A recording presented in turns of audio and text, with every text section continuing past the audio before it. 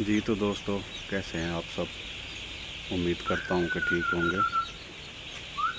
चूज़े को फीड डालने का टाइम हो गया, तो फीड डाल रहे हैं उसको।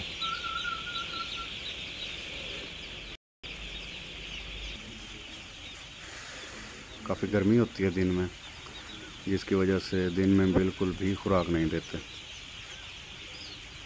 खुराक बहुत ज़्यादा गर्म होती है, जिसकी वजह से चूज़ों के मरने का ख़तरा होता है।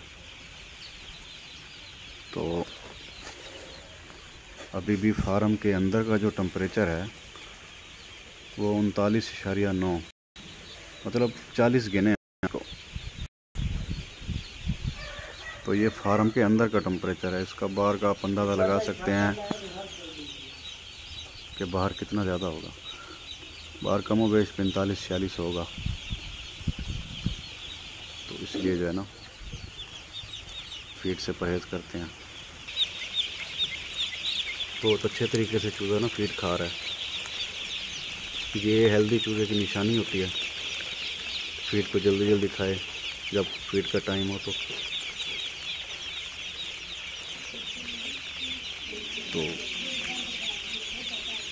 वीडियो अच्छी लगी हो तो लाइक कर दीजिएगा।